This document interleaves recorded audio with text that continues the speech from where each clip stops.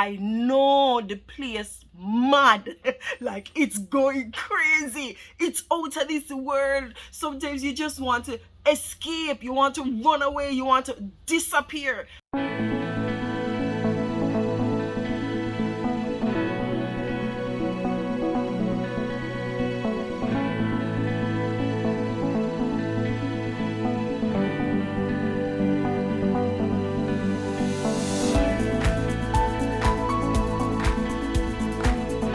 Hi lovelies, welcome back to my channel. I'm Popsann Francis.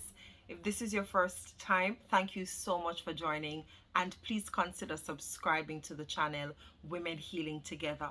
This is the channel where we deal with all things women, and don't forget, I help women to achieve the 4 E's. Here they are. So as you can see, my head is wrapped today and I'm in my zen, calm, peaceful frame of mind. But the truth is, the world has not been very peaceful. Since recently, a lot of my friends and families and even myself, we have been caught up in the hustle and bustle of life. Things are getting crazy. Am I the only one? Like, talk to me in the comments below, because when it's not fire, it's storm, it's just all sorts of craziness. And I want to remind us in this video today that there are certain things that we must hold on to for dear life. Why? Because they are invaluable. They cannot be bought and they should not be sold. So, as I always say, let's begin. The first thing that I want us to hold on to for dear life is our peace. That inner peace, that centeredness, that groundedness, that place where we feel serenity. Here's the thing. Outside may be helter-skelter. Outside, there may be drama and pain and heartache. Things are just turned upside down in the world. But I promise you that if you allow Jesus to keep you in perfect peace, how do you do that? Your mind has to actually be stayed on Him. One of the things that I do, I give myself permission to lock out and to keep things out that cause me to be anxious, that cause me to be frustrated, because outside may be in turmoil, but if inside has peace, that's where you have the secret in this crazy world.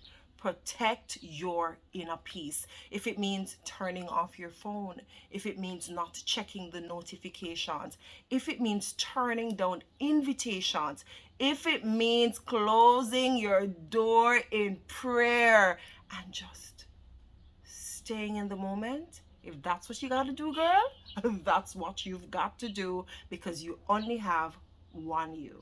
The second thing that I don't want you to take for granted, the second thing that I want you to hold on to for dear life or with dear life, is your past experiences of victory. In other words, your prior years, your beginning. Right now, things may not be going well. Right now, you may be in a state of confusion. Right now, you may feel isolated. You may feel betrayed. You may feel as if your back and your face is against the wall. Remember those past moments of a victory. Remember the days when God brought you through it all. Remember the days when you were shouting for joy. Remember those happy moments, those joyous moments, those moments when you felt as if you could take on the world and no weapon formed against you was able to prosper. Keep that in mind. In fact, not just in mind, keep it at the forefront of your mind. Train your brain and challenge your brain to remember those moments, because the truth is, we can all be swept away by the storm and the currents of the hardships that we're experiencing. Hold on to those past victories, my lovely. The third point. Persons usually say to me, oh, I don't have any friends. We all have someone. Maybe it's not the persons whom we thought would have been in our circle or in our inner circle, but we all have at least one person that we can count on. I want you to not take that person or those persons for granted. I can tell you that when I am going through heartache and pain, when I feel as if all is lost, there is at least one, and I don't have just one, at least one person I can call on to either pray with me or encourage me or to just shut up and sit with me in the silence of it all. No sermonizing, no preaching, no talking, just being there. I want you to actually take a notepad as you watch this video, and I want you to list at least 2 people who you know are your ride or die. They're going to be with you through it all. You do not want to take those people for granted. Be careful, because as you search through your friendship list and you do this friendship inner circle audit, you'll be surprised that there are many people who will not be on that list. I give you the last 2 points. You know you have to subscribe to the channel. So go ahead, subscribe, hit that all posts notification bell. Don't forget to like the video. How can you watch the video and not like the video? That's crazy. So yes, go ahead and like the video, and then you have to share it with every single lovely sister friend you know. Let's go on to point number 4. Hold on to your health. Oh, yes. Take time to breathe. Take time to sit. Take time to eat healthily. Take time to rest.